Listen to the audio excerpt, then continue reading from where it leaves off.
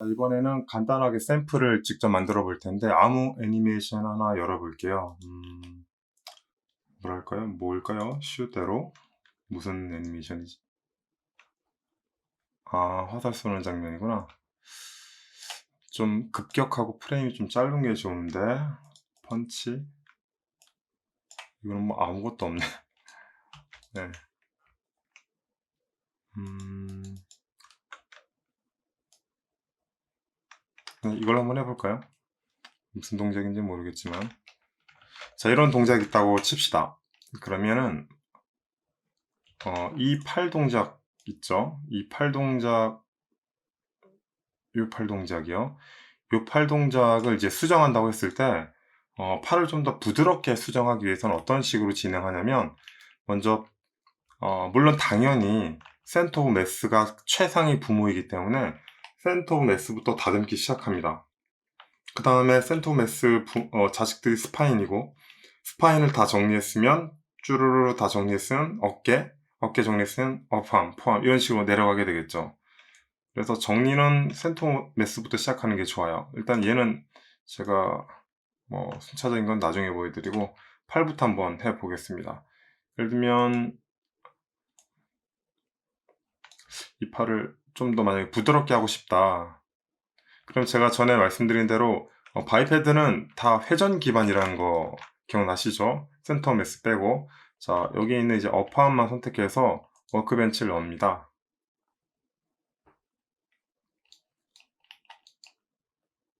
그럼 이렇게 나오죠? 그러면 가장 먼저 뭘 하게 되냐면 여기에 이제 탭 컨트롤 설명드렸고 여기 보면 ROT 커브라고 돼 있어요. 로테이션의 약자인데 뒤에가 잘리고 그냥 ROT만 쓰여져 있는 거고 회전에 대한 커브를 편집하겠다는 거예요. 이 부분 한번 눌러보세요. 그러면 선택할 수 있는 것들이 굉장히 많아요. 로테이션, 뭐 스피드, 엑셀, 잭, 그리고 뭐 커브, 이건 포지션이죠. POS는 포지션이에요. 이런 부분들을 다 이제 선택할 수 있는데 뭐 스피드, 엑셀 이런 부분들은 거의 사용하지는 않아요. 어, 일단 뭐 하나씩 설명드리면 로테이션 커브는 이제 실제로 정리 작업할 때 선택하는 어, 뭐랄까 항목? 네, 항목이라고 불러야겠네요. 항목이고요. 그리고 로테이션 스피드는 그러니까 바이패드가 회전할 때 프레임 단위로 회전을 하잖아요. 키프레임마다. 그러면 그 움직임의 변화의 속도를 이렇게 하나의 곡선으로 보여주고요. 엑셀은 이제 가속도 보여주고요. 그리고 저크 같은 경우에는 어, 획획 움직이는 것들, 좀 많이 튀는 것들을 이제 보여줍니다. 마찬가지로 똑같은 대응식으로 포지션에 대한 것들을 볼 수 있는 거죠. 실제로 이 중에서 직접 사용자가 컨트롤할 수 있는 건 이 커브밖에 없어요. 뭐 이렇게 스피드 같은 게 있다고 해서 이렇게 나오는데 얘를 이렇게 마음대로 컨트롤하기가 좀 어려워요. 눌러보면 막 지 마음대로 움직이고 이해할 수 없는 형태로 막 바뀌거든요. 그래서 이 부분을 직접적으로 컨트롤하기는 좀 까다롭고요. 마찬가지로 뭐 엑셀도 똑같고 그리고 그 안에 있는 뭐 이 부분도 다 똑같습니다. 네, 이 뭐 저크나 엑셀이나 스피드는 뭐 천천히 설명을 드릴 거고요. 먼저 가장 많이 작업을 진행하는 로테이션 커브부터 설명을 해볼게요. 일반적으로 포지션 커브하고 로테이션 커브를 많이 씁니다. 회전에 대한 거는 포지션 커브를 쓰고요. 어, 로테이션 커브를 쓰고요. 그리고 좌표에 대한 것은 포지션 커브를 쓰죠. 근데 제가 말씀드렸다시피 바이패드는 기본적으로 다 회전이잖아요. 회전. 그래서 포지션을 쓰는 경우가 거의 없습니다. 네, 쓰는 경우가 있다면 이 센터 매스, 센터 매스만 이제 포지션에 좀 영향을 크게 받고요. 여기 눌러보면 포지션 커브 눌러보면 이렇게 선이 나오죠. 센터 매스는 이제 포지션 커브에 크게 영향을 받고 그 다음에 영향을 받을 수 있는 부분들은 이제 핸드 정도가 될 수 있겠어요. 왜냐면은 자 핸드 보세요. 자 지금 이 위치에 있죠. 제가 이 위치에 있는 거를 임의로 한번 바꿔볼게요. 바뀌죠. 이렇게 바뀔 수 있는 이유는 이 핸드가 IK 적용을 받아서 얘가 움직이는 좌표에 따라서 얘네들이 알아서 회전해 주기 때문인데요. 따라서 핸드 자체에 대한 포지션 커브는 의미가 있어요. 마찬가지로 발도요. 그래서 포지션에서 굳이 의미가 있는 부위라고 한다면 IK의 끄트머리 컨트롤러라고 할 수 있는 손과 풋 정도 그리고 센터 매스 정도가 이제 포지션 커브가 편집해서 다듬을 수 있는 의미 있는 형태의 위치고요. 그 다음에 로테이션은 뭐 전부 다입니다. 센터 매스 포함해서 전부 다. 센터 매스는 회전만이겠죠. 뭐 여기 있는 뭐 호리잔틀과 이 버티컬은 뭐 의미가 없을 거고, 여기에 있는 이제 로테이션 부분만 이제 의미가 있습니다. 자, 이런 식으로 이제 얘네들을 하나씩 다듬는 거예요. 우선은 이 상박을 선택해 볼게요. 상박을 선택한 다음에 로테이션, 얘는 로테이션만 의미 있다고 말씀드렸죠. 로테이션 커브를 키고 누르면 얘도 뭐 축을 바꿀 수 있는데, 기본적인 Z, Y, X 구조는 바꾸지 맙시다. 이 상태에서 이 아래에 있는 커브 라인이 지금 막 들쭉날쭉하잖아요. 이걸 좀 보기 좋게끔 이렇게 버튼 눌러가지고 보자고요. 그러면 자, 이제 X, Y, Z에 대한 회전 부분들이 나오죠. 유달리 눈에 띄는 얘 한번 볼까요? 얘는 무슨 회전일까요? 얘는 X 회전이죠. 그러니까 여기에서 여기 급격하게 X 회전이 일어났다는 거예요. 보면 X 회전이 일어난 게 보이죠? 근데 X가 이 방향이니까 이렇게 회전하는 거겠죠. 이 부분이 여기서 급격하게 일어났다는 걸 알 수 있습니다. 근데 이게 우리가 의도를 했을 수도 있고 의도를 하지 않을 수도 있잖아요. 그래서 이걸 보고 예를 들면 이런 식으로 너무 급격하면 좀 다듬어 주기도 합니다. 여기도 마찬가지죠. 기본적으로 인간의 동작은 특정한 뭐 공격같이 굉장히 빠른 찰나에 치고 빠지고 또는 동작을 끊는 인위적인 동작을 하지 않는 이상에는 유선형 그래프를 가져요. 그래서 이렇게 급격한 그래프를 기본적으로 가지지는 않습니다. 근데 지금 이 동작을 보니까 그냥 한 대 때리는 거죠.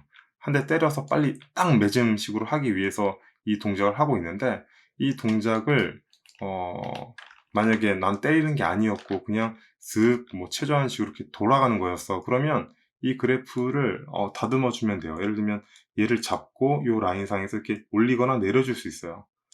예를 들면 좀 부드럽게 하기 위해서 얘를 이렇게 내려볼까요? 지금 여기서 휙 올리는 거를 제가 이 그래프를 통해서 그렇게 휙 안 하게끔 한번 만들어 볼게요. 자, 이렇게. 그러면 이 값을 덜 주면 되겠죠? 이렇게 하나씩 선택해도 되고, 두 개를 동시에 선택해도 되고, 네, 이렇게 다 선택하고, 얘를 이렇게 내려줍니다. 뭐 깔끔하게 만들면 더 좋죠. 여기는 이제 휙 안 하겠죠. 여기도 이제, 보면, 수치를 잘 보면, 네. 어디 보자. 네, 요거죠. 네, 이렇게 해서 가급적이면 너무 급격하게 내려가지 않게 위에서부터 천천히 내려오는 거예요. 프레임을 여러 개 써서. 네, 천천히. 네, 지금 요거는 이제 좀 잡아줘야 될 구간이긴 한데, 보면은 부드럽게 이어지지 않고 선이 이렇게 딱 끊기잖아요. 요 선. 요것들은 스파이크라고 해서 잡아주는 툴이 있어요. 근데 요거는 뭐 지금 하지 말고요. 좀 이따 제가 여기 있는 이제 애널라이즈 하면서 이런 걸 잡아보도록 하죠. 자, 이렇게 제가 줄였어요. 마찬가지로 얘도 이렇게 줄이잖아요. 네, 이렇게 동작을 줄이잖아요. 예를 들면 이렇게 올리고, 네, 이렇게 올리고 수작업. 그러면 얘가 이렇게 처음에 이렇게 휙 치는 부분이 부드럽게 이렇게 지나가요. 아까보다 치는 걸 보면 왠지 좀 부드럽게 휙 지나가지 않나요? 네, 휙 지나가죠. 그렇게 안 보인다고요? 네, 샘플로 선택한 애니메이션이 그렇게 썩 좋지는 않았던 것 같아요. 네, 이런 식으로 이 하나하나 그래프를 가지고 이렇게 수정하는 거예요. 그리고 실제로 우리가 보통 포즈 투 포즈로도 잡기도 하고 뭐 키를 추가하기도 하고 회전하기도 하는데, 인간의 눈으로 이 이어지는 구간을 제대로 잡아낼 수 없는 구간이 있을 경우에 이 그래프를 통해서 흐름을 깔끔하게 만듭니다. 기본적으로 유선형 구조라고 말씀드렸잖아요. 예를 들면 제가 키를 잡았는데 얘가 뭐 이렇게 갑자기 이렇게 있거나 툭 튀어나오죠. 갑자기 이렇게 내려가면 뭔가 항상 문제가 있는 거예요. 예, 그럼 지금 제가 이렇게 스파이크 된 부분이 두 개가 나왔죠. 그러면 저희 애니메이션 중에 뭔가 문제가 나와요, 항상. 그래서 그런 부분을 잡아주는 겁니다. 그래서 그래프를 가급적이면 유선형의 부드러운 곡선으로 만들려고 하되, 만약에 공격이나 어떤 특정한 급격한 이동 변화가 있는 부분들은 유심히 잘 관찰해서 그런 급격한 변화가 타당성 있다 그러면 그대로 내버려 두는 거고, 그 다음에 계속 이어지는 부드러운 동작 같은 경우에는 이 그래프를 통해서 다듬어 주는 겁니다. 그래서 로테이션 커브를 통해서 이거를 전반적으로 하나씩 다 다듬는 거예요. 확대하기도 하고 축소하기도 하고 살펴보는 거죠.